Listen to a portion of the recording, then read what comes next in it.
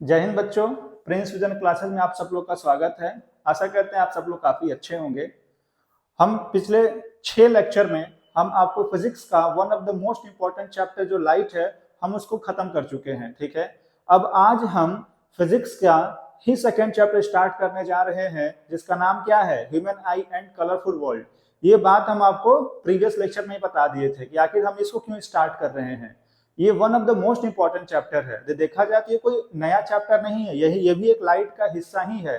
जैसे light chapter में हम लोग रिफ्लेक्शन पढ़े थे, रिफ्लेक्शन पे बेस्ड हम मिरर देखे थे। उसके बाद हम रिफ्रैक्शन पढ़े, रिफ्रैक्शन पे बेस्ड हम लोग लेंस देखे थे। अब रिफ्रैक्शन का ही फिनोमिना और कुछ आगे है। जैसे कि यदि अपनी आंखों की बात करें तो हमारी आंखों में लेंस लगी होती हैं और लेंस आया, इसका मतलब कौन सा फिनोमिना आ जाएगा, रिफ्रैक्शन का। इसके ठीक बाद हम लोग प्रिज्म पढ़ेंगे। जब प्रिज्म पढ़ेंगे तो वहां भी देखेंगे कि रिफ्रैक्शन का ही फिनोमिना आ रहा है। उसके बाद हम लोग एटमॉस्फेरिक रिफ्रैक्शन पढ़ेंगे कि आखिर ये आसमान नीला क्यों दिखाई देता है, तारे क्यों टिमटिमाते हैं, ये सारी चीजें हमको देखना है और ये हर जगह रिफ्रैक्शन ही है।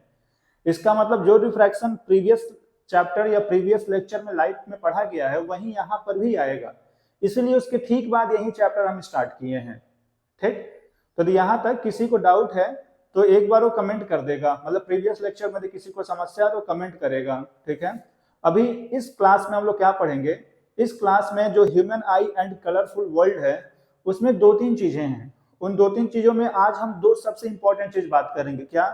पहला कि ह्यूमन आई क्या होता है, उसके पार्ट्स क्या होते हैं, उसके फंक्शन क्या होते हैं। ठीक है, तो पहला तो देखिए यहाँ पे आपको थंबनेल में भी दिखाई दे रहा होगा कि हम ह्यूमन आई के बारे में पढ़ेंगे कि इसके कौन कौन से पार्ट है, उसके फंक्शन क्या है। और सेकेंड हम पढ़ेंगे डिफेक्ट ऑफ विजन इन आई, हमारी आंखों में दोष कौन कौन से होते हैं। यदि हम आपको क्विक विजन के लिए बता दें तो हमारी आंखों में 3 तरीके की दोष मेनली पाई जाती हैं। पहला मायोपिया, दूसरा हाइपरमेट्रोपिया और तीसरा प्रेसबायोपिया। तो ठीक, चलिए अब इसी को हम आगे स्टार्ट करते हैं। तो ध्यान से देखिए, यदि हम इस चैप्टर की बात करें तो इस चैप्टर में सबसे पहले हमको अपने आंख के बारे में पढ़ना है, पार्ट ऑफ आई और उसके फंक्शन क्या क्या है ना। सबसे पहले हमको पार्ट ऑफ आई के बारे में पढ़ना है और उसके बाद उसका फंक्शन पढ़ना है।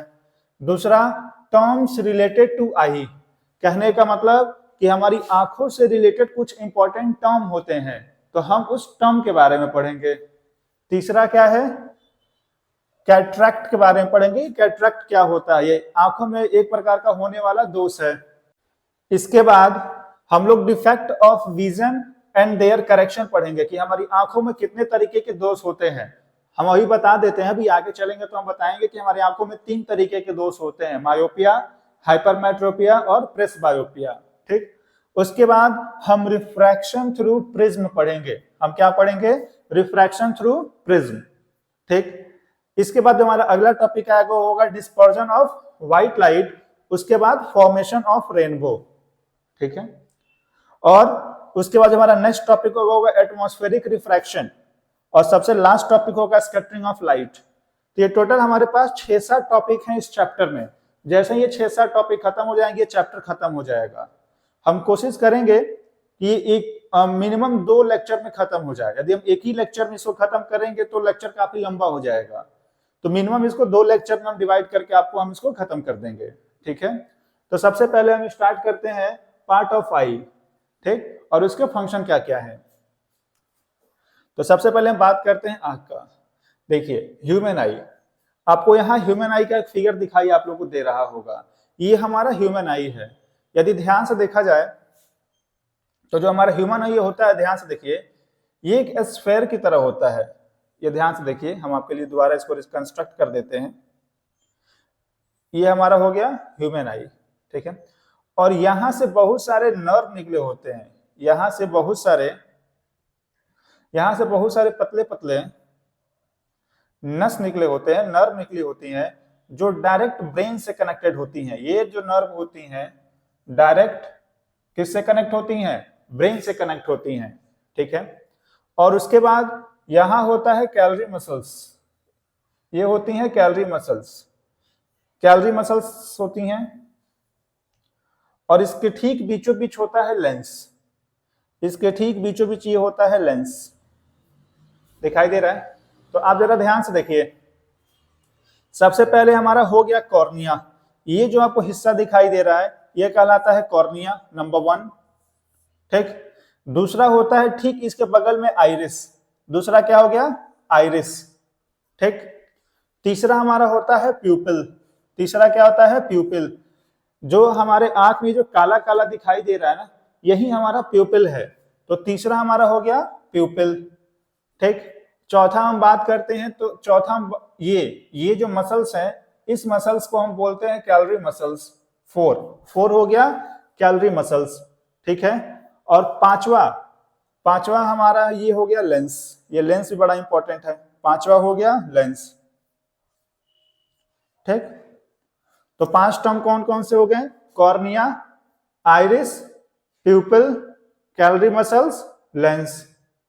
अब इसके बाद इसमें और कुछ इंपॉर्टेंट टर्म है, जैसे ध्यान से देखेंगे तो ये कॉर्निया और लेंस के बीच में यहाँ एक लिक्विड पाया जाता है, कॉर्निया और लेंस के बीच एक लिक्विड पाया जाता है और इस लिक्विड को बोलते हैं एक्वस ह्यूमर। क्या बोलते हैं, एक्वस ह्यूमर। तो ये हमारा हो गया टर्म नंबर 6। ठीक है, ये क्या हो गया टर्म नंबर 6। और उसके बाद हमारे पास एक यहीं पे चीज होता है रेटिना, आपको रेटिना याद रखना होगा, मोस्ट इंपॉर्टेंट चीज रेटिना ही है, क्योंकि रेटिना ही वो चीज है जहां पे इमेज फॉर्म करता है। तो जो हमारा नेक्स्ट टर्म है वो हो गया रेटिना। ठीक है, और जिस प्रकार कॉर्निया और लेंस के बीच में एक लिक्विड पाया जा रहा था, ठीक उसी प्रकार लेंस और इस रेटिना के बीच में भी एक फ्लूइड पाया जाता है और उस फ्लूइड को बोलते हैं विट्रस ह्यूमर। क्या बोलते हैं, विट्रस ह्यूमर। ये हो गया पॉइंट नंबर 8। तो यदि टोटल ध्यान से देखा जाए तो ह्यूमन आई के स्ट्रक्चर में टोटल 7 से 8 हमारे पास पॉइंट है जिसके बारे में हमको जानना होगा। ध्यान से देखिए, तो सबसे पहले कॉर्निया आ गया, कॉर्निया के बाद आइरिस, प्यूपिल, उसके बाद कैलोरी मसल्स, लेंस के बाद आ गया एक्वस ह्यूमर, फिर विट्रस ह्यूमर, और उसके बाद हमारे पास रेटिना, और यहाँ पे ऑप्टिक नर्व भी है। ऑप्टिक नर्व भी एक हमारा इंपॉर्टेंट पार्ट रोल प्ले करता है। तो 8वां हो गया हमारे पास ऑप्टिक नर्व। तो ये 8 पार्ट हो गई। अब इसी 8 पार्ट का हमको फंक्शन पढ़ना है कि क्या क्या काम करती हैं। ठीक है, इनका हमारी आंखों में क्या काम है। ठीक, तो चलिए हम स्टार्ट करते हैं। सबसे पहले हम बात करते हैं कॉर्निया की। ध्यान से देखिए, सबसे पहले हम बात करते हैं कॉर्निया कि कॉर्निया क्या करता है। तो ध्यान से देखिए, कॉर्निया आंख का वो हिस्सा होता है जहां से लाइट उसमें एंट्री करती है। ठीक है, कॉर्निया वो हिस्सा है जहां पे क्या करता है, लाइट आंखों में एंट्री करती है। तो जरा इसका फंक्शन देखिए, लाइट एंटर्स द आई। ठीक, ये एक ऐसा स्लाइड है जहां से आप बड़ी आसानी से इन्हीं चीजों को पढ़ के समझ सकते हैं आप। ठीक, तो कॉर्निया से क्या होता है, लाइट इंटर करता है आंखों में। अच्छा, यदि इसकी हम डिफिनीशन की बात करें तो क्या होता है कि transparent membrane on front portion of the I. Cornea जो होता है एक ट्रांसपेरेंट मेम्ब्रेन होता है जो आंखों के ठीक सामने होता है। ठीक है, जो हमको ये व्हाइट व्हाइट दिखाई दे रहा है वो क्या है, वही हमारा कॉर्निया है। ठीक, दूसरे नंबर पे आ गया आइरिस। पहला कॉर्निया हो गया, अब दूसरा ध्यान से देखिए, दूसरा है हमारे पास आइरिस। यदि हम आइरिस की बात करें तो जो आइरिस होता है ना वो प्यूपिल को कंट्रोल करता है। आइरिस किसको कंट्रोल करता है, प्यूपिल। जो हमारे बीच में जो काला काला हिस्सा है वो प्यूपिल है। तो आइरिस का सबसे पहले मेन काम तो यही है कि it control the size of प्यूपिल, ये प्यूपिल की साइज को कंट्रोल करेगा। ठीक, और यदि इसकी डिफिनीशन की बात करें तो ये ओपेक सर्कुलर डायफ्राम होता है। ओपेक मतलब, ओपेक का मतलब आप ये समझिए, यदि इसकी डिफिनीशन की बात करें तो ये ओपेक सर्कुलर डायफ्राम होता है। ठीक है, अब तीसरा हम बात करते हैं प्यूपिल। तीसरा क्या हो गया, प्यूपिल। अब जरा ध्यान से देखिए, प्यूपिल one of the most important part है हमारे आई का। क्यों, क्योंकि आंख के अंदर कितना लाइट जाएगा और कितना लाइट नहीं जाएगा, ये पूरा का पूरा जो कमांड होता है वो प्यूपिल के हाथ में होता है कंट्रोल करने का। कहने का मतलब कि जो प्यूपिल होता है अमाउंट ऑफ लाइट को रेगुलेट करता है। जैसे यदि हम अंधेरे में हैं तो हमारी आंखों में ज्यादा से ज्यादा लाइट जानी चाहिए, और यदि मान लीजिए हम रोड पे जा रहे हैं, अचानक हमारे सामने से किसी बाइक वाले ने या कार वाले ने अचानक लाइट जला दिया, तो बहुत तेज अचानक लाइट आंख में जाएगा तो आंख खराब भी हो सकता है। तो उस समय आंखों में कम से कम लाइट जाना चाहिए ताकि हमारा आई प्रोटेक्ट रह सके। तो प्यूपिल का काम क्या है कि it regulate and control the amount of light entering the eye. ये क्या करता है, जो भी लाइट आंखों में एंट्री करती है उसको रेगुलेट करता है। ठीक है, तो ये इसका हो गया फंक्शन। और इसका डेफिनेशन क्या है कि जो प्यूपिल होता है a small centre hole in the iris, जो छोटा सा हमारे पास सेंट्रल पार्ट होता है वही क्या है, प्यूपिल है। तो ये तीन चीज समझ में आया, कॉर्निया, आइरिस, प्यूपिल। कॉर्निया क्या है, तो कॉर्निया से लाइट एंट्री करती है। आइरिस क्या है, आइरिस प्यूपिल को कंट्रोल करता है। प्यूपिल क्या है, तो ये अमाउंट ऑफ लाइट को रेगुलेट करता है। ठीक है, ये तीन बातें हो गई। अब हम बात करते हैं चौथा, विट्रस ह्यूमर। विट्रस ह्यूमर जरा ध्यान से देखिए, यदि विट्रस ह्यूमर की बात करें तो सोच के बताइए विट्रस ह्यूमर किसके बीच की फ्लूइड है? क्या ये कॉर्निया और लेंस के बीच की है कि लेंस और रेटिना या ऑप्टिक नर्व के बीच की है? तो देखिए ये साफ साफ दिखाई दे रहा है कि जो यूट्रस ह्यूमर है ना, ये लेंस और रेटिना के बीच का फ्लूइड है। ठीक, तो ये किसके बीच का फ्लूइड है? देखिए jelly like fluid between retina and eye lens. ये रेटिना और आई लेंस के बीच का एक जेली लाइक फ्लूइड होता है। इसका काम क्या होता है? तो it help to maintain shape and overall eye health. ये क्या करता है? ये आंख के शेप को मेंटेन रखता है और उसके साथ साथ हमारी आंखों का ध्यान भी रखता है। ठीक है, तो ये भी मोस्ट इंपॉर्टेंट है। ठीक, कि हमारी आंखों का ध्यान रखेगा और उसके शेप को भी सही रखेगा। तो ये हो गया पॉइंट नंबर 4। अब हम बात करते हैं point number 5, optic nerve. Optic nerve क्या होती है ना, ऑप्टिक नर्व क्या करती है, जरा ध्यान से समझिएगा। जो एक बार हमारी आंख के सामने यदि कोई ऑब्जेक्ट है, यदि मान लीजिए हमारे पास मार्कर ही हमारी आंख के सामने है, तो इसका जो इमेज है ना हमारे रेटिना पे बन गया है। अब यदि इमेज रेटिना पे बना है तो ऐसा कोई तो होना चाहिए जो जाके ब्रेन को बताए कि हमारी आंखों ने कुछ देखा है। ठीक है, अब आप उसका इमेज हमको दिखाइए। जब तक ये बात ब्रेन को नहीं मालूम चलेगा तब तक हमको ऑब्जेक्ट दिखाई नहीं देगा। तो यदि रेटिना पे इमेज बन गया है ना, तो रेटिना पे बने इमेज को कहां पे, ब्रेन के पास भेजने के लिए जो नर्व निकली होती हैं उसी को ऑप्टिक नर्व बोला जाता है।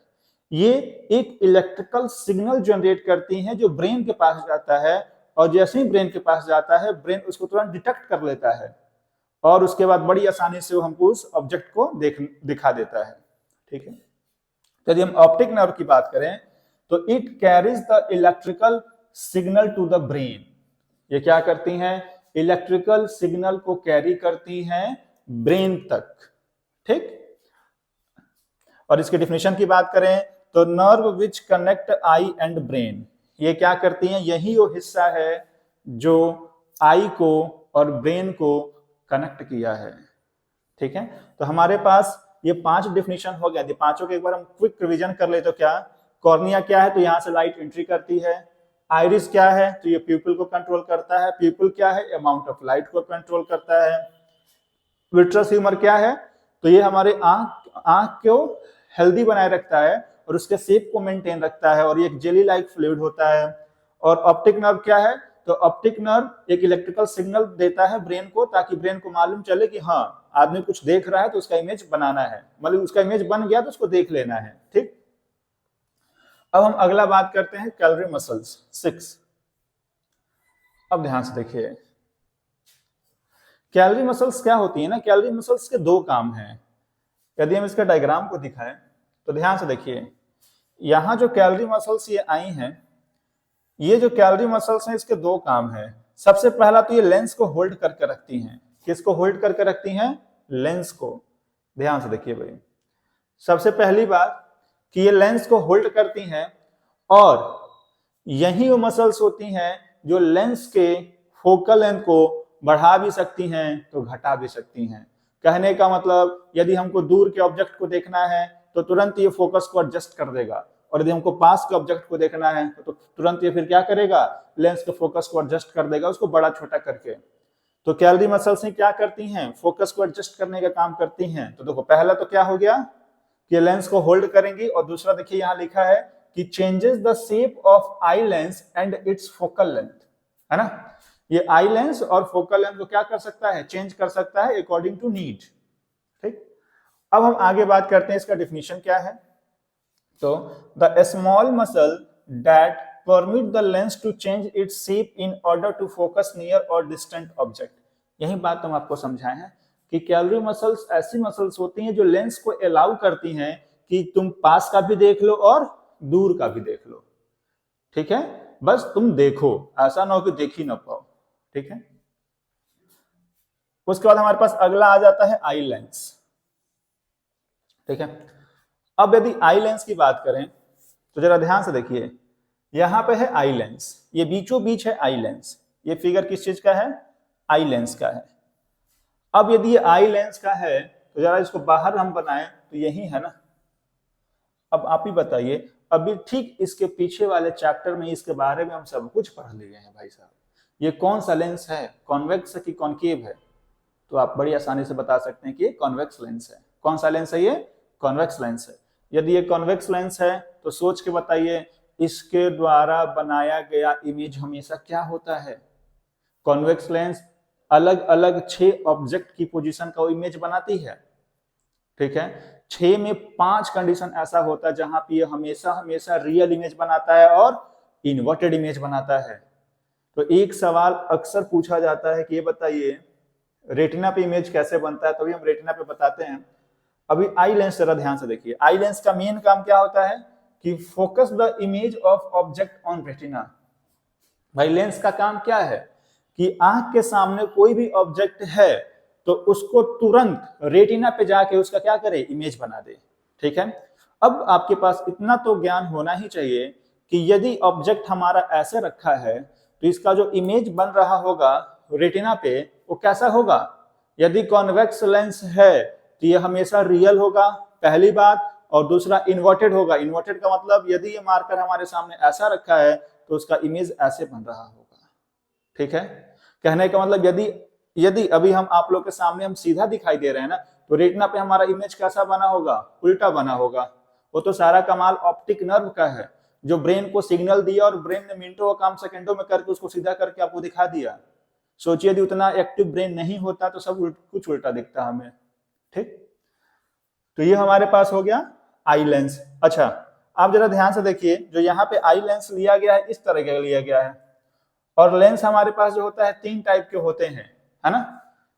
एक होता है by convex lens, plano convex lens और कॉन्केवो कॉन्वेक्स लेंस। तो सोच के बताइए तीनों में से कौन सा है। इसके दोनों के दोनों सरफेस देखिए स्फेरिकल है, तो ये कैसा होगा, बाई कॉन्वेक्स लेंस होगा। तो हमारे आंखों में जो लेंस इस्तेमाल होता है वो कॉन्वेक्स होता है और कॉन्वेक्स का भी बाई कॉन्वेक्स लेंस होता है। तो by convex lens composed of fibrous jelly like material. ठीक, अब उसके बाद हम बात कर लेते हैं रेटिना। रेटिना जो है मोस्ट इंपॉर्टेंट है। रेटिना क्या है, मोस्ट इंपॉर्टेंट है। रेटिना ही आंख का वो पार्ट होता है जहां पे इमेज बनता है। यदि रेटिना पे इमेज बन गया तो ऑब्जेक्ट हमको एकदम क्लियर दिखाई देता है। लेकिन यदि रेटिना पे इमेज नहीं बना तो फिर वहीं या तो रेटिना के आगे बनेगा या तो रेटिना के पीछे बनेगा। ठीक है, तो यदि वो रेटिना के आगे बना तो भी दिक्कत है, रेटिना के पीछे बना तो भी दिक्कत है। दिक्कत दोनों केस में है, तो रेटिना पे हर हाल में बनना चाहिए। ठीक है, वही जब आगे पीछे बन जाता है तो मायोपिया और हाइपरमेट्रोपिया आ जाता है। ठीक, उसको भी हम आगे समझ लेंगे। तो मेन रेटिना का काम क्या है कि जो images are formed and transmitted to the brain. Retina पे इमेज बन जाता है और ये ब्रेन को ट्रांसमिट कर दिया जाता है। ब्रेन को ट्रांसमिट कौन करता है, फिर बता रहे हैं, ऑप्टिक नर्व करते हैं। ठीक है, अच्छा, इसका definition, light sensitive membrane on the back wall of the eye ball. आखिर रेटिना को मालूम कैसे चल जाता है कि यहाँ इमेज बन चुका है, क्योंकि रेटिना के पास बहुत सारे लाइट सेंसिटिव मेम्ब्रेन होते हैं। लाइट सेंसिटिव का मतलब कि जैसे ही रेटिना पे लाइट पड़ा खट से एक्टिव हो गए, और एक्टिव होते ही ऑप्टिक नर्व को बता दिए, ऑप्टिक नर्व तुरंत ब्रेन को बताया, ब्रेन तुरंत मिनटों का काम सेकंडों में किया और बता दिया कि भाई साहब सीधा करिए ऑब्जेक्ट को, और तुरंत ऑब्जेक्ट सीधा होता है, हमको दिखाई दे देता है। ठीक है, और लास्ट हमारे पास है एक्वस ह्यूमर। देखिए एक था विट्रस ह्यूमर, एक क्या था, यहाँ पर ध्यान से देखिए, एक था विट्रस ह्यूमर और एक हमारे पास क्या है, एक्वस ह्यूमर। जो एक्वस ह्यूमर है वो कॉर्निया और लेंस के बीच पाया जाने वाला जेली लाइक फ्लूइड है। ठीक है, ध्यान से देखिए, salty fluid between cornea and eye lens, ये कॉर्निया और आई लेंस के बीच पाया जाता है। ठीक है, और ये क्या करता है, तो ये भी आंखों को न्यूट्रिशन देता रहता है ताकि हमारा आंख क्या रहे, स्वस्थ रहे। तो उसका फंक्शन देखिए वही लिखा है कि it gives the eye its shape, nourishes the cornea and lens by supplying nutrition. ये कॉर्निया को और लेंस को लगातार न्यूट्रिशन देता रहता है ताकि दोनों स्वस्थ रहें। ठीक है, तो जरा ध्यान से देखिए, यहां तक हम ये जो हमारा आई था इसका स्ट्रक्चर और पार्ट के बारे में हम पढ़ लिए कि इसका स्ट्रक्चर क्या होता है और जो अलग अलग पार्ट है वो कैसे कैसे क्या क्या काम करते हैं। यदि एक बार हम आपको क्विक रिवीजन करा दें तो जरा ध्यान से देखिए, सबसे पहले हम आपको क्या बताए हैं, कॉर्निया। यहाँ पर ध्यान से देखिए, सबसे पहले कॉर्निया, कॉर्निया में से क्या होता है, लाइट आंख में एंट्री करेगी। उसके बाद हम आपको क्या बताए हैं, आइरिस। आइरिस क्या करता है, प्यूपिल को कंट्रोल करता है। तीसरा हो गया प्यूपिल, प्यूपिल क्या करता है, अमाउंट ऑफ लाइट को रेगुलेट करेगा कि आंखों के अंदर कितनी रोशनी जानी चाहिए। अचानक ज्यादा रोशनी चला गया और प्यूपिल कंट्रोल नहीं किया तो बाबू साहब आंख गया। तो प्यूपिल का सही होना बहुत जरूरी है ना, इस बात का ध्यान रखिए आप लोग। तीसरा हो गया प्यूपिल, और चौथा हमारे पास है कैलरी मसल्स। कैलरी मसल्स के दो काम है, क्या, पहला कि लेंस को होल्ड किए रहे और दूसरा फोकल लेंथ को एडजस्ट करके पास की चीज को भी दिखाए और दूर की चीज को भी दिखाए।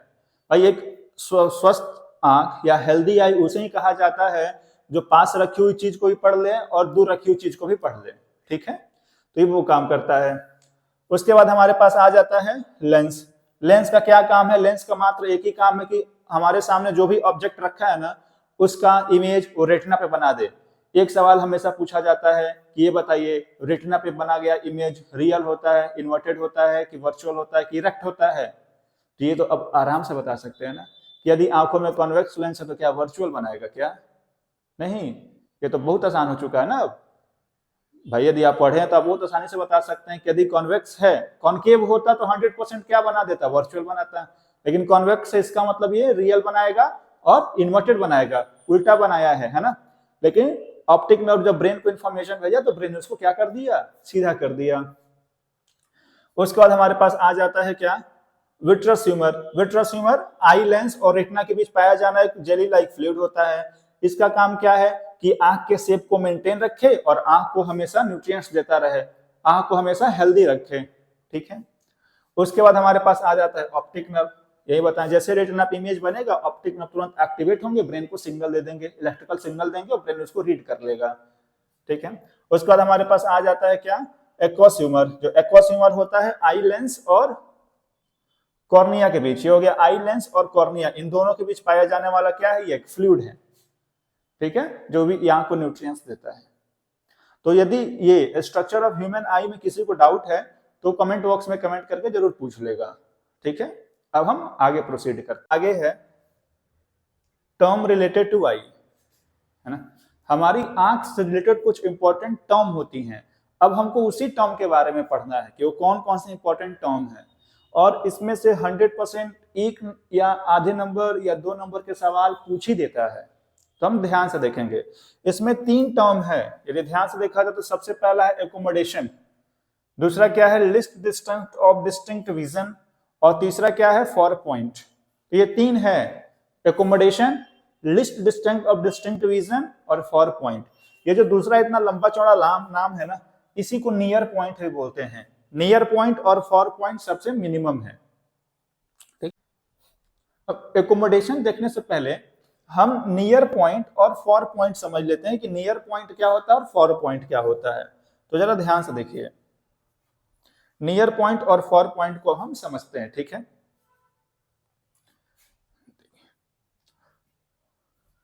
ये हम लेंस बनाते हैं।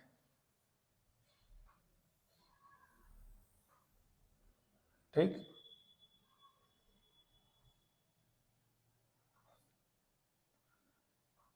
ये हमारा ह्यूमन आई हो गया,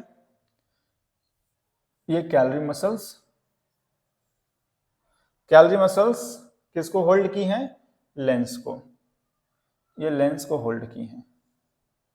ठीक, इसी का हम 2 बनाते हैं।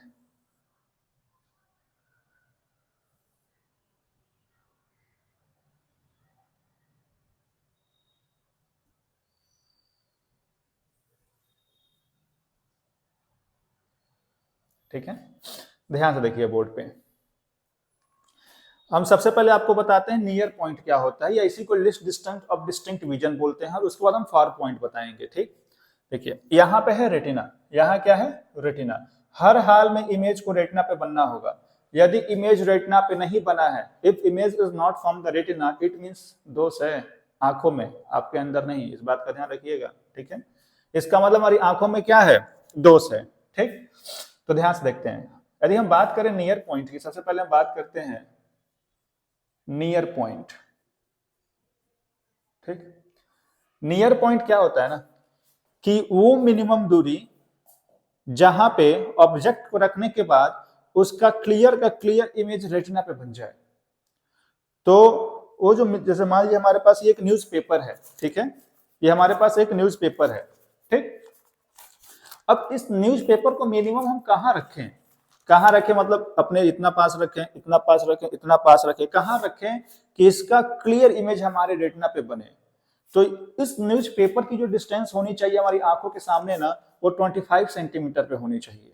यदि ये पेपर हमारे 25 सेंटीमीटर डिस्टेंस पे है ना, तो इसका पूरा का पूरा क्लियर इमेज हमारे रेटिना पे बनेगा, और हर एक चीज लिखा हुआ हमको दिखाई देगा, और बड़ी आसानी से हम पढ़ लेंगे। लेकिन यदि यही हम 25 सेंटीमीटर से पास कर दिए, यदि इसको हम 25 सेंटीमीटर से पास किए और यहाँ कर दिए ना, अब हम पढ़ेंगे तो अक्षरें हमको ब्लर दिखाई देंगी। और यदि ये ब्लर दिखाई देती है, इसका मतलब ये नहीं कि आपका आंख खराब हो गया और पहुंच गए एम्स तुरंत ऑपरेशन कराने के लिए ना। आपकी आंखें नहीं खराब हैं, आपका कॉन्सेप्ट खराब है। आप एक बार इस ऑब्जेक्ट को 25 पे करिए, और ये 25 पर रखने के बाद भी नहीं पढ़ा जा रहा है, तब आप डॉक्टर से सलाह ले सकते हैं। लेकिन आप एकदम आंख में घुसा के पढ़ रहे हैं, तब आपको ये सोच रहे हैं कि मेरा आंख खराब है, तो ऐसा नहीं है। वो जो मिनिमम डिस्टेंस होता है जहां पे आप ऑब्जेक्ट को रख के पढ़ सकते हैं, वो 25 सेंटीमीटर होता है। मतलब जो आंखों से दूरी होगी, यदि हमारा यहाँ कोई ऑब्जेक्ट है, यदि हमारा यहाँ कोई ऑब्जेक्ट है, तो इसकी जो डिस्टेंस होगी यहाँ से, ये 25 सेंटीमीटर होगी। तो ये सवाल पूछा जाता है कि ये बताइए नियर पॉइंट एक हेल्दी आई के लिए कितना होता है, तो 25 सेंटीमीटर होता है। अब देखिए क्या होगा, इस ऑब्जेक्ट से लाइट निकलेंगी और इस लेंस पे पड़ेंगी, कॉन्वेक्स लेंस पे, और जैसे इस कॉन्वेक्स लेंस पे पड़ेंगी, ये तुरंत इसका इमेज कहाँ बना देगा, रेटिना पे। इसका इमेज कहाँ बना देगा, रेटिना पे। और यदि कॉन्वेक्स लेंस बनाया है, रेटिना पे बनाया है, तो यहां बने गए इमेज का नेचर क्या होगा भाई, इमेज का नेचर क्या होगा कि ये इमेज रियल होगा, और कैसा होगा, इन्वर्टेड होगा, रियल एंड इन्वर्टेड। इमेज कैसा होगा, रियल होगा एंड इन्वर्टेड होगा। तो ये हो गया नियर पॉइंट।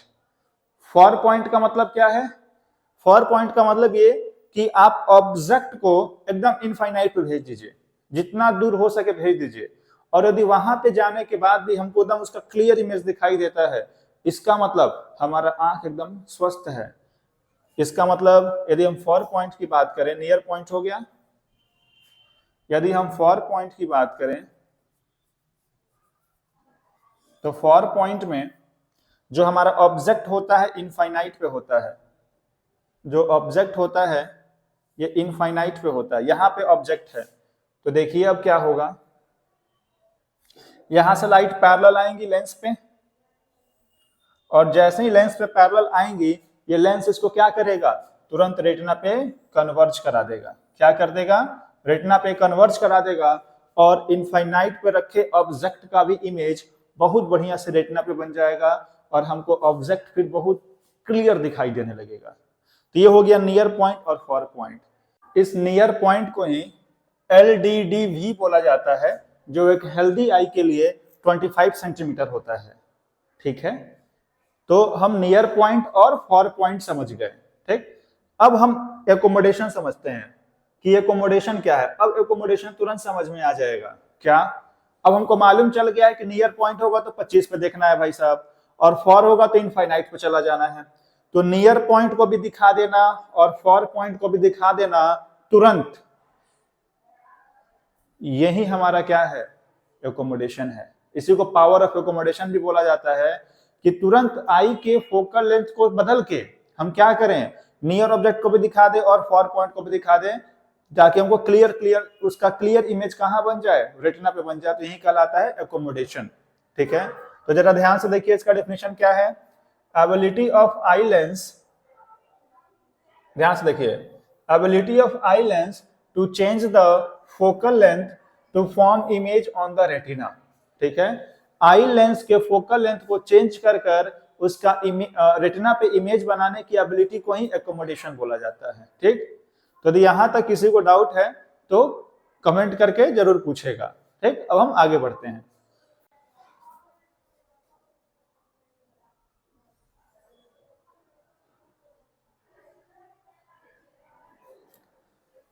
अब हमारे पास जो हिस्सा स्टार्ट होता है वो है defect of vision in our eye and their correction. मतलब हमारी आंखों में कौन कौन से दोष होते हैं और उसको कैसे हम सही कर सकते हैं। तो अभी हम आपको बता दें जनरल इंफॉर्मेशन के लिए कि हमारी आंखों में 3 तरीके की दोषें होती हैं। हमारी आंखों में कितने तरीके की दोष होती हैं? 3। हमारी आंखों में 3 तरीके की दोष होती हैं। एक होता है मायोपिया, दूसरा होता है हाइपरमेट्रोपिया,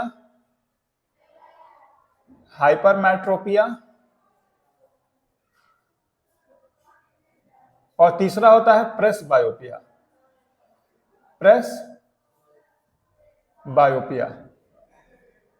तो ये हमारी आंखों में 3 तरीके की दोष होती हैं। अब इन्हीं तीनों को हमको पढ़ना है। ठीक है, तो अब हम आपको सबसे पहले मायोपिया समझा देते हैं। ठीक है, ये समझने से पहले हम आपको इसका एक रे डायग्राम बना के समझाते हैं। जरा ध्यान से देखिए।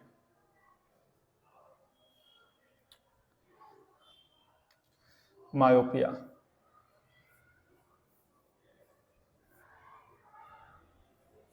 यदि मायोपिया को समझना है ना तो हमको इसका हिंदी नाम याद होना चाहिए कि इसको हिंदी में क्या बोला जाता है। हिंदी मतलब जो यूपी बोर्ड हिंदी मीडियम के विद्यार्थी हैं उनको मालूम है कि मायोपिया को हिंदी में ही निकट दृष्टि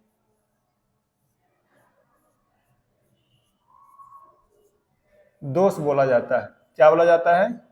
निकट दृष्टि दोष।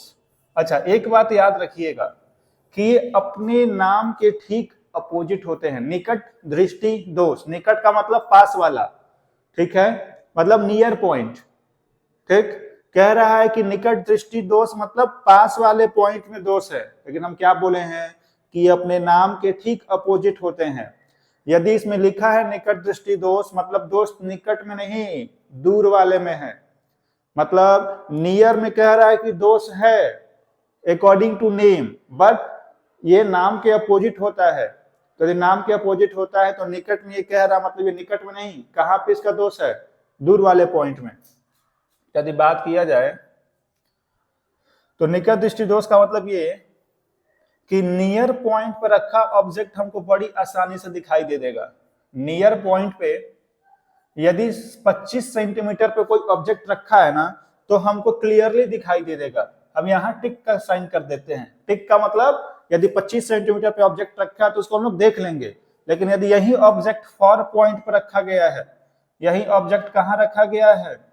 फॉर पॉइंट पर रखा गया है, तो फिर ये उसका क्लियर इमेज नहीं बना पाता है।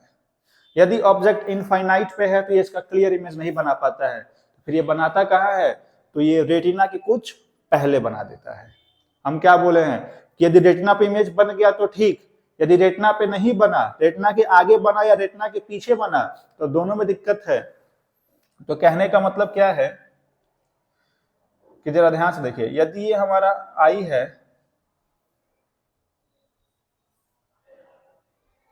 और यहां पे रेटिना है, ठीक, और ये लेंस हुआ, तो यदि इनफाइनाइट से लाइट आती है ना, यदि ये इनफाइनाइट से लाइट आई हैं तो ये रेटिना पे ना मिलके रेटिना से कुछ पहले ही मिल जाती हैं, यहीं पे मिल जाती हैं।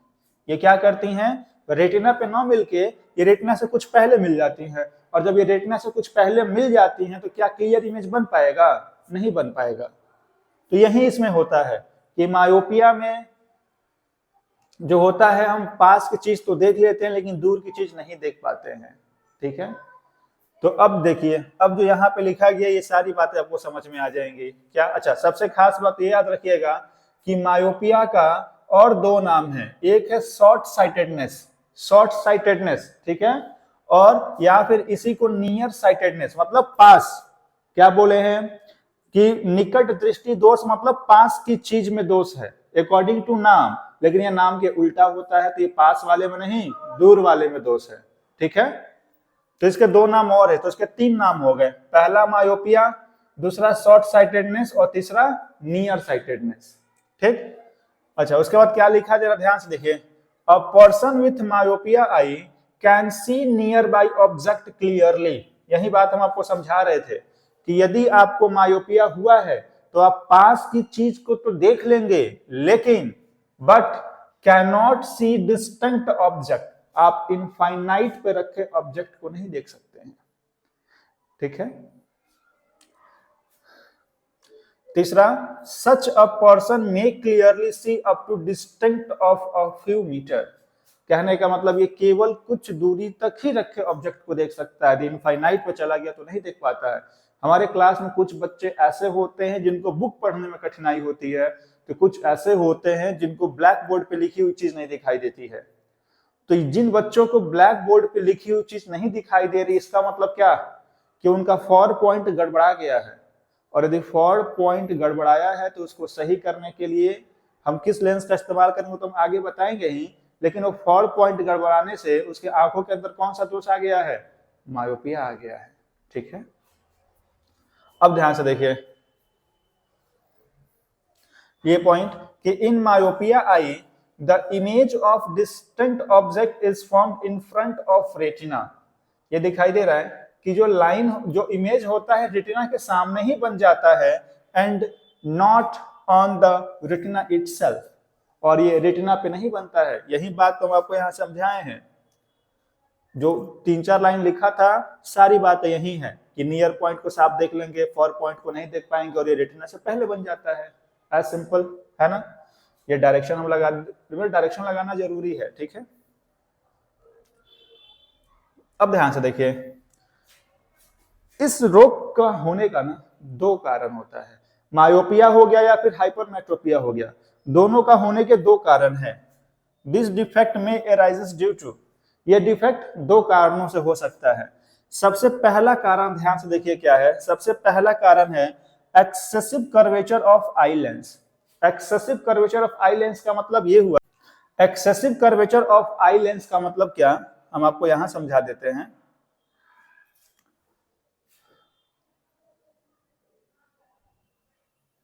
ये हमारा आई लेंस, आई हो गया, कैलरी मसल्स, ये हम मान लेते हैं नॉर्मल यहां रेटिना है, ठीक है।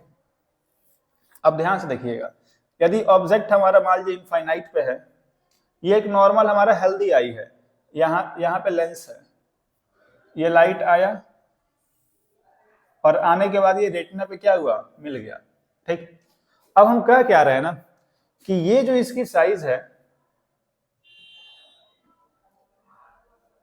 जो ये साइज दिखाई दे रहा है ना, ये बड़ा हो गया है। अब देखिए यदि ये बड़ा हो जाता है तो क्या होता है, अब ये बड़ा हो गया है, यदि ये बड़ा हो गया है तो आपको नहीं लग रहा है कि अब रेटिना इसके अंदर आ गया। भाई पहले लाइट यहां मिल जा रही थी क्योंकि ये हेल्दी आई था, लेकिन जैसे ही ये कर्वेचर इसका बड़ा होगा तो अब रेटिना यहां शिफ्ट कर जाएगा, लेकिन लाइट यहीं की यहीं मिलेंगी, और यदि ये यहीं की यहीं मिलेंगी तो ध्यान से देखिए क्या कि अब ये लाइट यहीं मिली और यहाँ रह गई, तो लाइट यहाँ पे मिल गई, मतलब रेटिना के पहले ही मिल गई। तो रेटिना के पहले मिलने का सबसे पहला कारण क्या है, एक्सेस ऑफ कर्वेचर। कर्वेचर क्या हो जाता है, बड़ा हो जाता है, ठीक। तो ये आपको याद कर लेना है कि excess curvature of eye lens सबसे पहला कारण, और दूसरा कारण क्या है कि elongation of the eye ball. दूसरा कारण क्या है, आई बॉल का बड़ा हो जाना। देखिए मायोपिया यदि पूछेगा तो आपको तीन चीज लिखना ही लिखना होगा, वो तीन चीज क्या क्या है। सबसे पहला तो ये आपको यहीं पे हो गया कि एक तो आपको मायोपिया का डिफिनेशन लिख देना है, और दूसरा डिफेक्ट क्या है, मतलब मायोपिया किन दो कारणों से होता, तो ये दो कारणों से होता है, ठीक है। और उसके बाद आपको एक रे डायग्राम बनाना होगा और फिर लास्ट में आपको करेक्शन लिखना होगा कि ये कैसे सही होगा, किस लेंस का इस्तेमाल करके इसको हम सही कर सकते हैं। ठीक, अच्छा देखिए यहाँ पे लिखा है कि myopia can be corrected bye concave lens. अभी इसका हम रे डायग्राम बना के आपको समझा देंगे कि कैसे कॉनकेव लेंस से ये सही हो जाता है। ठीक है, चलिए तो अब हम इसका आपको रे डायग्राम दिखाते हैं। ये देखिए जरा डायग्राम एक, ये मायोपिया का डायग्राम है। ये हमारा आई हो गया, देखिए नॉर्मल आई हुआ, ये लेंस हो गया, ये इनफाइनाइट से लाइट आई, लेकिन ये लाइट देखिए रेटिना पे नहीं मिल रही है, ये लाइट आई और रेटिना से पहले ही मिल गई। ये लाइट कहाँ मिल गई? रेटिना से पहले। और यदि ये रेटिना से पहले मिली है, हमारा रेटिना यहाँ पे है, ये रेटिना से पहले मिल गई, यदि ये रेटिना से पहले मिली हैं तो हमारे आंखों के अंदर मायोपिया हो चुका है। ठीक, तो अब ध्यान से देखिए इसका डायग्राम, रे डायग्राम। अब आपको ये रे डायग्राम बनाने आना ही आना चाहिए। यदि एग्जाम में मायोपिया बोल देता है ना, तो आप ये रे डायग्राम बना के भी चले आएंगे तो एग्जामिनर आपको पूरा का पूरा नंबर देगा। ठीक, तो हम आपको इस रे डायग्राम को समझा देते हैं, ध्यान से देखिए, बोर्ड पर देखिए। सबसे पहले हम बात करते हैं नॉर्मल आई। नॉर्मल आई का मतलब ऐसा आंख जो एकदम स्वस्थ है। यदि नॉर्मल आई है, ठीक है, तो यदि ऑब्जेक्ट हमारा कहीं भी रखा हो, नियर पॉइंट पर यदि ऑब्जेक्ट हमारा रखा है, ठीक, तो इसका क्लियर इमेज कहां बन जाएगा? रेटिना पे बन जाएगा। कहां बन जाएगा? रेटिना पे बन जाएगा। ठीक है, लेकिन यदि हमको मायोपिया हो चुका है, क्या हो चुका है? मायोपिया। यदि मायोपिया हुआ है तो अब ये इमेज रेटिना पे न बन के, ध्यान से देखिए, रेटिना कुछ पहले ही बन जाएगा। क्या हो जाएगा? रेटिना कुछ पहले ही बन जाएगा। आंख को क्या लगेगा? देखिए ध्यान से देखिए, जब मायोपिया होता है ना, तो ऑब्जेक्ट तो हमारा है इनफाइनाइट पे। ऑब्जेक्ट हमारा कहाँ रहता है? इनफाइनाइट पे। ध्यान से देखिए, ऑब्जेक्ट हमारा यहाँ इनफाइनाइट पे होता है। ठीक है, तो लाइट को यहां से आनी चाहिए थी, ठीक है, यहां से। लेकिन जब हमको मायोपिया हो जाता है तो क्या होता है ना कि आंख को ऐसे लगने लगता है कि ऑब्जेक्ट इनफाइनाइट पे नहीं है, इनफाइनाइट से ये थोड़ा पास शिफ्ट कर गया। मतलब ऑब्जेक्ट को होना यहाँ पे चाहिए था, लेकिन ऑब्जेक्ट यहाँ से थोड़ा आगे शिफ्ट कर गया है। यदि ऑब्जेक्ट आगे शिफ्ट कर गया है तो फिर ये इसी को उठाता है और रेटिना के पहले इमेज बना देता है। अब यदि हम चाहते हैं कि ये सही हो जाए तो हर हाल में क्या करना होगा कि जो ऑब्जेक्ट यहाँ आया है, इस ऑब्जेक्ट को वापस इनफाइनाइट पे भेजना होगा। तभी तो आंख को लगेगा कि लाइट इनफाइनाइट से आ रही है, तो उसका क्लियर इमेज रेटिना पे बनाएगा। यदि ऐसा नहीं हुआ तो कभी रेटिना पे नहीं बना पाएगा। तो इसका मतलब क्या हुआ कि ध्यान से देखिए कि जो लाइट यहां से आ रही है, इसको वापस इनफाइनाइट पे भेजना होगा। देखिए यहाँ पे इनफाइनाइट से लाइट आई, लेकिन ये इनफाइनाइट पे अपने आप से थोड़े जाएगा, यहाँ पे हमको कुछ लगाना पड़ेगा। अब आप ही सोचिए यहाँ पे किस लेंस का प्रयोग करें कि जो लाइट यहाँ से निकली है, जो लाइट यहाँ से निकली है, वो लाइट यहाँ पड़ने के बाद डाइवर्ज हो जाए। यहाँ पड़ने के बाद क्या हो जाए? डाइवर्ज हो जाए, मतलब दूर चली जाए, और आंख को क्या लगे? आंख को ये लगे कि लाइट कहाँ से आ रही है? इनफाइनाइट से आ रही है। तो इसका मतलब यहाँ पे हम लोग किस लेंस का प्रयोग करेंगे? यहाँ पे हम लोग कॉनकेव लेंस का प्रयोग करेंगे। ध्यान से देखिए, हमको मालूम है कि कॉनकेव लेंस एक डाइवर्जिंग लेंस होता है, मतलब ये रेज को फैला देता है। इसका मतलब ये हुआ कि यदि मान लीजिए ये ऑब्जेक्ट यहाँ था ना, ऑब्जेक्ट हमारा यहाँ पे था, तो हुआ क्या कि जैसे ही लाइट हमारे इस लेंस पे पड़ा, ठीक है, लेंस क्या किया? लेंस तुरंत इसको डाइवर्ज कर दिया, और डाइवर्ज करके कहां भेज दिया? इनफाइनाइट पे। डाइवर्ज करके इनफाइनाइट पे भेजा, और जैसे इनफाइनाइट पे गया, ठीक वैसे ही आंख को क्या लगा कि अब तो ऑब्जेक्ट इनफाइनाइट पे चला गया है। अब इसका इमेज ये बहुत क्लियरली कहां बना देता है? रेटिना पे। तो फिर हमारा ये इमेज बन जाता है। ठीक है, तो अब समझ में आया कि इसमें किस लेंस का इस्तेमाल करते हैं? कॉनकेव लेंस का। ठीक है, तो कोई सवाल ये पूछ दे कि बताइए कॉनकेव लेंस का इस्तेमाल मायोपिया में क्यों किया गया है, तो आप एक शब्द में बता सकते हैं कि मायोपिया में हम दूर की चीज नहीं देख पाते हैं, क्योंकि दूर की चीज थोड़ी सी पास आ गई होती है। अब जब हम कॉनकेव का इस्तेमाल करेंगे तो कॉनकेव क्या करेगा? उस जो दूर वाली चीज थोड़ी पास आई है उसको वापस से दूर भेज देता है। तो फिर आंख को लगने लगता है कि दूर ऑब्जेक्ट इनफाइनाइट पे चला गया, फिर उसका इमेज रेटिना पे बना देता है।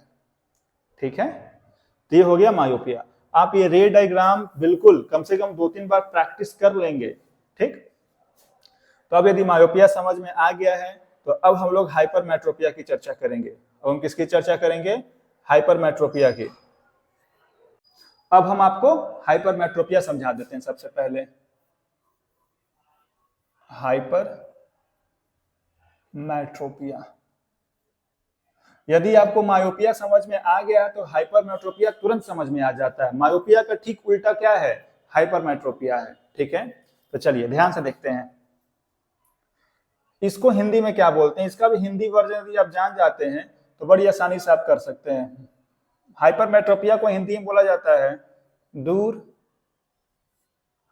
दृष्टि दोष, या इसी को क्या बोलते हैं? For sightedness. दूर का मतलब फॉर, और हम क्या बताएं कि अपने नाम के ठीक उल्टा होता है। नाम ये कह रहा है कि दोष दूर वाले पॉइंट में है, लेकिन ना कहां पे होगा? पास वाले में होगा। इसका मतलब क्या हुआ कि यहां पे गड़बड़ कहां पे है? नियर पॉइंट में गड़बड़ी है। नियर पॉइंट पे यदि ऑब्जेक्ट रखा है तो हम नहीं देख पाएंगे, लेकिन फॉर पॉइंट का ऑब्जेक्ट बड़ी आसानी से हमको दिखाई दे देगा, ठीक है। तो देखिए इसका डिफिनेशन आप मन में सोच सकते हैं क्या, कि हाइपरमेट्रोपिया मतलब दूर दृष्टि दोष। दूर दृष्टि दोष मतलब नाम के उल्टा है, या कह रहा है कि दोष दूर में है, लेकिन दूर में ना होकर दोष किस में होगा? नियर में होगा, जबकि दूर वाला क्या होगा? सही होगा। इसका मतलब क्या हुआ कि यदि आपका कोई क्लासमेट या आपका कोई दोस्त 25 सेंटीमीटर पर रख के किताब को नहीं पढ़ पा रहा है ना, तो उसके अंदर या उसकी आंखों में कौन सा दोष हो चुका है? हाइपरमेट्रोपिया हो चुका है। कहने का मतलब कि यदि ये 25 सेंटीमीटर पर रखा न्यूज़पेपर भी हम नहीं पढ़ पाते हैं, इसका मतलब हमारी आंखों में कौन सा दोष है? हाइपरमेट्रोपिया है, ठीक है। तो ये हो गया। अब इन्हीं सारी बातों को हम समझ लेते हैं। अच्छा, ये मायोपिया का ठीक उल्टा होता है, इस बात को भी आप ध्यान रखेंगे। ध्यान से देखिए हाइपरमेट्रोपिया। देखिए सबसे पहली बात कि इसको देखिए, मायोपिया का भी 3 नाम था, ठीक उसी प्रकार हाइपरमेट्रोपिया का भी 3 नाम है। एक तो खुद हाइपरमेट्रोपिया फर्स्ट, दूसरा इसको लॉन्ग साइटेडनेस भी बोला जाता है। दूसरा क्या बोला जाता है? Long sightedness. और तीसरा इसको फॉर साइटेडनेस ही बोला जाता है। तो हाइपरमेट्रोपिया के 3 नाम हैं। कौन कौन से? एक तो नॉर्मल हाइपरमेट्रोपिया, दूसरा लॉन्ग साइटेडनेस और तीसरा फॉर साइटेडनेस, ठीक। तो पहला पॉइंट यही लिखा है कि इसको फॉर साइटेडनेस ही बोला जाता है। दूसरा पॉइंट देखिए, कह रहा है कि a person with hypermetropia can see distinct object clearly. ये समझ में आ रहा है? मतलब इनफाइनाइट पे है तो बड़ी आसानी से वो देख लेगा, लेकिन यदि वही नियर पॉइंट पे आ गया, but can not see nearby object, लेकिन वो पास वाले ऑब्जेक्ट को नहीं देख पाएगा, ठीक है। अगला पॉइंट क्या है कि such a person may has to keep reading material much beyond 25 centimetres from the eye for comfortable reading. अब यदि कोई चाहता है कि इसको आसानी से पढ़ सके, तो फिर उसको 25 सेंटीमीटर के बियॉन्ड ऑब्जेक्ट को रखना होगा, तभी उसको पढ़ पाएगा, अदरवाइज नहीं पढ़ पाएगा, ठीक। तीसरा पॉइंट क्या है कि hypermetropia I the image of nearby object is formed behind the retina and not on the retina itself. Myopia में इमेज कहां बन रहा था? रेटिना के पहले, जबकि हाइपरमेट्रोपिया में इमेज कहां बनेगा? तो रेटिना के बाद। देखिए हम आपको दिखा देते हैं यहां बनाकर। यदि ये हमारा आई हो गया, ये कैलरी मसल्स हो गई, और बीच में हमारा लेंस है, और यहां पर रेटिना है, तो इस बार जो इमेज होगा, ध्यान से देखिएगा, इस बार जो इमेज होगा वो इमेज रेटिना के बाद जाके बनेगा। रेटिना के बाद यहां जाके मिला, रेटिना है यहां पे, बना कहां? रेटिना के बाद। तो हाइपरमेट्रोपिया में इमेज रेटिना के बाद बनता है, ठीक है।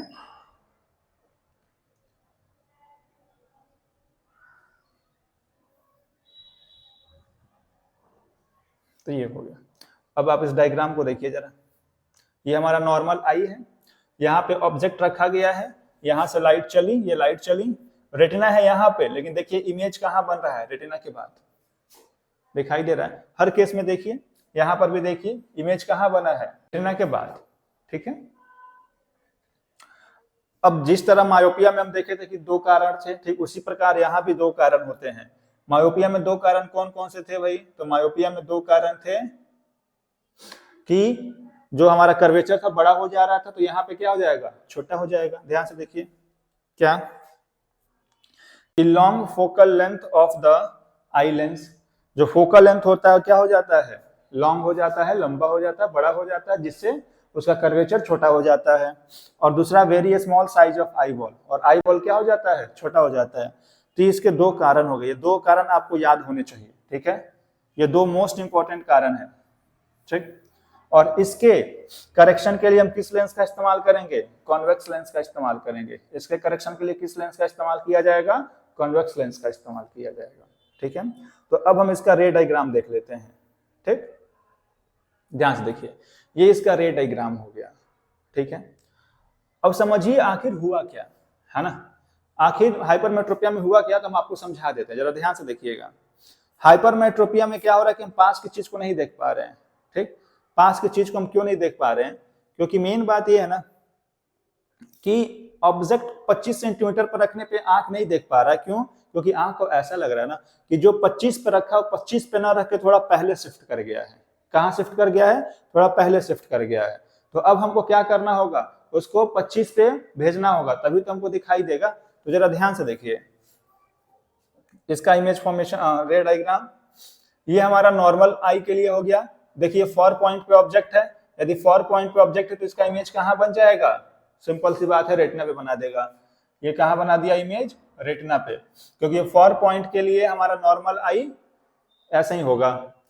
अब यदि हम हाइपरमेट्रोपिया आई की बात करें, यदि हमारे पास ऐसा आंख है जो दोष आ चुका है, तो हाइपरमेट्रोपिया आई में ये हो, क्योंकि आंख को ऐसा लगा ना कि जो 25 पे हो 25 पे ना होके ऑब्जेक्ट थोड़ा पहले शिफ्ट कर गया। ध्यान से देखिए, ऑब्जेक्ट को यहाँ होना चाहिए था, लेकिन ऑब्जेक्ट यहाँ ना होकर थोड़ा पहले भग गया है, इसीलिए पहले भागने के कारण आंख उसको जज ही नहीं कर पा रहा था। ठीक, इसीलिए रेटिना के बाद जाके इमेज बनाया। लेकिन अब हम चाहते हैं कि वापस से जो इमेज यहाँ गया है रेटिना पे शिफ्ट कर जाए, तो हमको यहाँ पे एक इसके रास्ते में यहाँ पे ऐसे लेंस का इस्तेमाल करना होगा जो लाइट को कन्वर्ज करा के वापस से 25 सेंटीमीटर पे ला दे। तो ध्यान से देखिए, इसके रास्ते में हम किस लेंस का इस्तेमाल कर दिए, कॉन्वेक्स लेंस का। जब इसके रास्ते में कॉन्वेक्स लेंस का इस्तेमाल करेंगे ना, तो जैसे ही इस ऑब्जेक्ट से लाइट इस पर निकलेंगी और पड़ेंगी, तो ये लाइट को कन्वर्ज करा देगा। क्यों? क्योंकि कॉन्वेक्स लेंस एक कन्वर्जिंग लेंस होता है, और यहाँ पे लाइट को कन्वर्ज कराना है, इसलिए यहाँ कॉन्वेक्स लेंस का इस्तेमाल किया जाता है। और जैसे ही यहाँ कन्वर्ज होंगी, फिर आंख को ये लगेगा कि ये 25 सेंटीमीटर की डिस्टेंस से आ रही है, और तुरंत इसका इमेज कहाँ बना देगा, रेटिना पे बना देगा। कहाँ बना देगा, रेटिना पे बना देगा। ठीक है, तो यहां तक यदि किसी को डाउट है तो पूछ सकता है। ठीक, कमेंट बॉक्स में कमेंट करके जरूर पूछ सकता है। तो आपको ये रे डायग्राम जरूर आना चाहिए। अब चलिए एक हम कंपेयर स्टडी करा देते हैं आपको। ठीक है, कंपेयर स्टडी मतलब एक साइड नियर पॉइंट लिख देते हैं और एक side for point. Myopia, myopia, hypermetropia.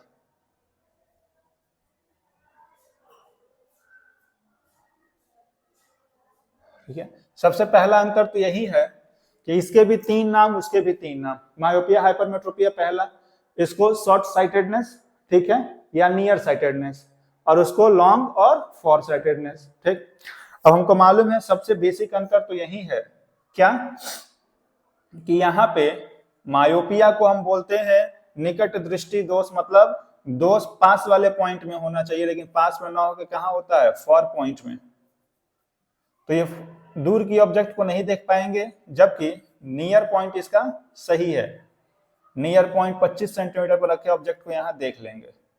और इसका ठीक उल्टा होगा हाइपरमेट्रोपिया में, कि हाइपरमेट्रोपिया में फॉर पॉइंट क्लियरली दिखाई देता है, जबकि जो नियर पॉइंट होता है ये क्लियरली दिखाई नहीं देता है। सबसे पहली बात। दूसरा इसका सबसे बेसिक अंतर, पहला अंतर ये, दूसरा अंतर ये है कि यदि ये हमारा आई है, ये रेटिना है, ये लेंस है, ठीक है।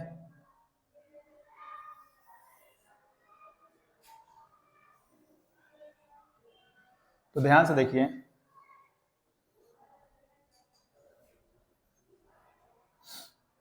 यहाँ पे क्या होता है कि यदि यहाँ पे लाइट आई तो ये लाइट रेटिना से पहले ही मिल जाती है। क्या हो जाती है? रेटिना से पहले ही मिल जाती है। और यहाँ पे क्या होगा, यदि लाइट आती हैं तो ये रेटिना के बाद जाके मिलती हैं। देखिए रेटिना यहाँ पे और ये रेटिना के बाद जाके मिलती हैं। तो मायोपिया में रेटिना के पहले मिलती हैं और हाइपरमेट्रोपिया में रेटिना के बाद मिलती हैं। और तीसरा कि यहाँ पे कॉनकेव लेंस का इस्तेमाल किया जाता है, कॉनकेव लेंस का इस्तेमाल किया जाता है। और यहाँ पे कॉन्वेक्स लेंस का इस्तेमाल किया जाता है। किसका इस्तेमाल किया जाता है? कॉन्वेक्स लेंस का। और चौथा इसका क्या है? कॉज। तो हमको मालूम है कि दोनों के दो कॉज हैं, ठीक है। Cause number 1, cause number 2। यहाँ पर भी कितने कॉज हैं? 2।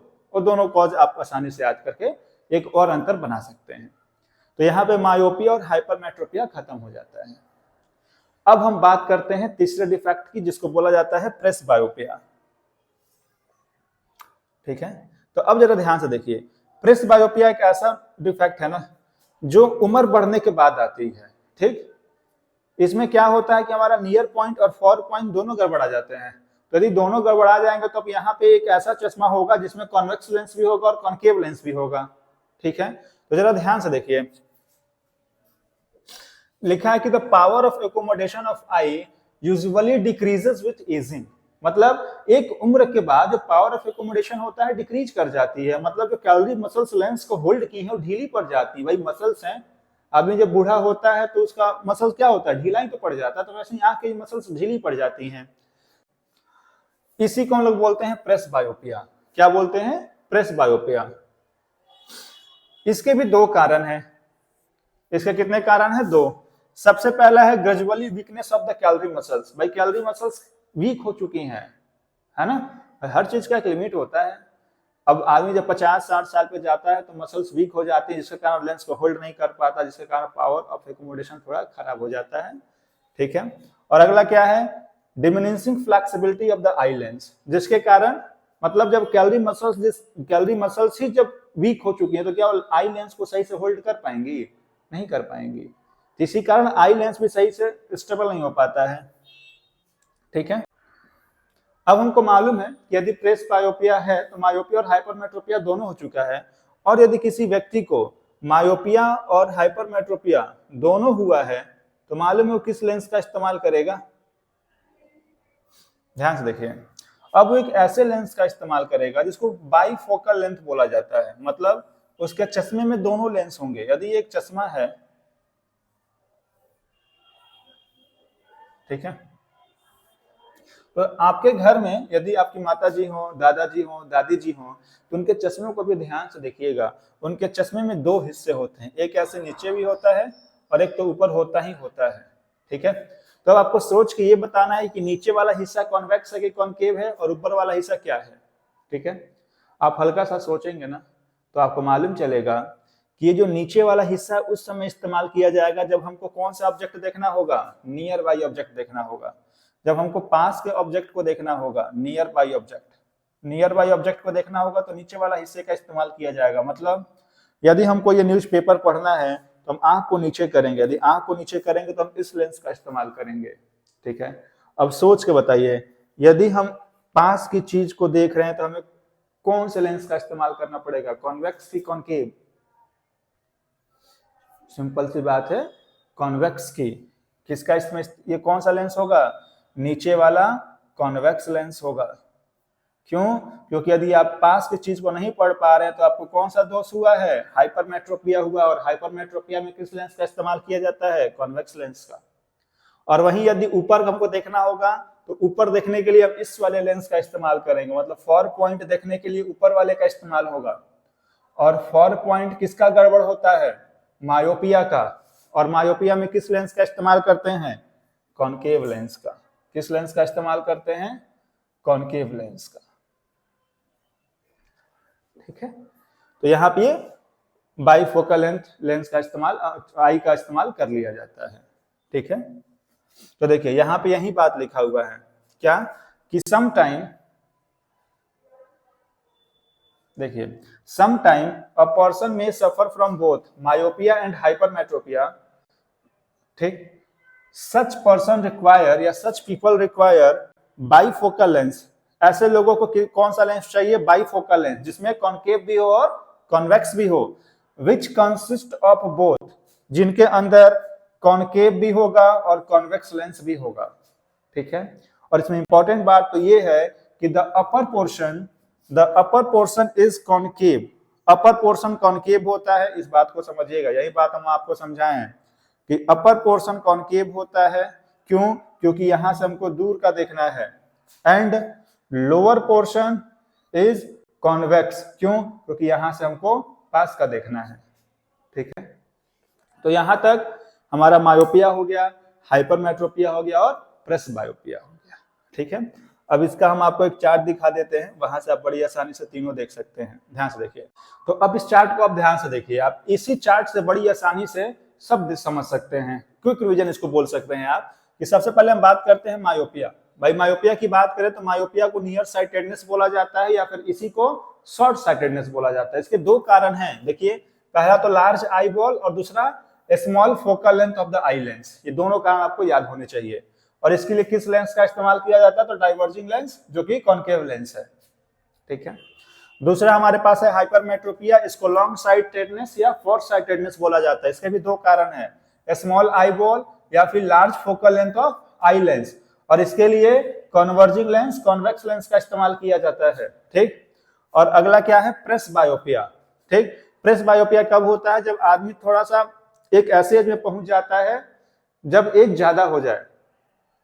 ठीक है, मतलब 40, 50, 60 के उम्र में जब एजिंग हो जाती है, आदमी बूढ़ा होने लगता है, तब हमको क्या हो जाता है? प्रेसबायोपिया हो जाता है। ठीक, तो इसमें क्या होता है कि जो हमारा पावर ऑफ एकोमोडेशन होता है ना, वो गड़बड़ा जाता है। तो accommodating power of eye lens decreases due to stiffening of eye lens. जो हमारा एकोमोडेशन है वो थोड़ा सा गड़बड़ हो जाता है, इसी कारण हमको प्रेसबायोपिया हो जाता है। और इसमें हम बाइफोकल लेंस का इस्तेमाल कर सकते हैं। ठीक है, या फिर कॉन्वेक्स लेंस का भी कभी कभी इस्तेमाल कर लिया जाता है। तो यहाँ तक यदि किसी को डाउट, समस्या हो तो कमेंट बॉक्स में कमेंट करके जरूर पूछेगा। ठीक, अब एक और छोटा सा है जिसको कैटरैक्ट बोला जाता है। तो अब हम इस कैटरैक्ट को समझ लेते हैं कि आखिर कैटरैक्ट क्या होता है। ठीक है, देखिए इस कैटरैक्ट में होता क्या है, जरा आप ध्यान से देखिए। यदि इसमें हम बात करें तो जो हमारी आंखें होती है ना, एकदम मिल्क की तरह उस पे क्लाउडी व्हाइट स्ट्रक्चर बन जाता है। जैसे आप इस आंख को ध्यान से देखिए, ये जो हमारी आंख है, यहां पे देखिए ये क्लाउडी स्ट्रक्चर बन गया है। अब यदि ये क्लाउडी स्ट्रक्चर बन जाता ना, चाहिए उस समय बनता है जब आदमी बहुत ज्यादा बूढ़ा हो जाता है। ठीक है, और यदि ये एक बार क्लाउडी स्ट्रक्चर आंख पे बन गया तो फिर उस आदमी को या तो साफ दिखना बंद हो जाएगा, एकदम बिल्कुल नहीं दिखाई देगा, कंप्लीट विजन चली जाएगी, या फिर हल्की हल्की दिखाई देगी। ठीक है, अब यदि इसको सही करना है तो हमारे पास सर्जरी के अलावा और कोई ऑप्शन नहीं है। हमें डॉक्टर से सलाह लेना ही होगा, इसको ऑपरेशन कराना ही होगा, तब जाके हमारी आंखों में वापस से रोशनी आती है। तो यही कैटरैक्ट होता है कि हमारी आंखों पे मिल्क क्लाउडी एक स्ट्रक्चर बन जाता है जिससे दिखना बंद हो जाता है। ठीक, तो जरा ध्यान से देखिए, यही चीज यहां लिखा हुआ है। क्या लिखा है? The crystalline lens of people at old age, मतलब ये भी ओल्ड एज में ही होता है, बिकम मिल्की एंड क्लाउडी। ये दिखाई दे रहा है, जो आंखें होती हैं मिल्की और क्लाउडी बन जाती हैं। This condition is called cataract. इसी कंडीशन को क्या बोलते हैं? कैटरैक्ट बोलते हैं। ठीक, इसमें क्या होता है? तो दिस कॉजेज पार्शियली और कंप्लीट लॉस ऑफ विजन। इसमें या तो पूरे अच्छे तरीके से विजन चला जाता है या हल्का हल्का दिखाई देता है। और यदि इसको हमको सही कराना है, यदि इसको हमको रीस्टोर करना है, यदि हमको अपने रोशनी को वापस लाना है, तो फिर हमको सर्जरी कराना होगा, कैटरैक्ट सर्जरी कराना होगा। ठीक है, तो अब यहां तक हम डिफेक्ट ऑफ विजन इन आई के सारे दोष पढ़ लिए कि क्या क्या हो सकता है। ठीक है, तो यहां तक किसी को भी डाउट है तो कमेंट करके जरूर पूछ सकता है। ये इसका पार्ट नंबर 1 है। पार्ट नंबर 2 में पूरा चैप्टर खत्म कर देंगे। ठीक, थैंक यू।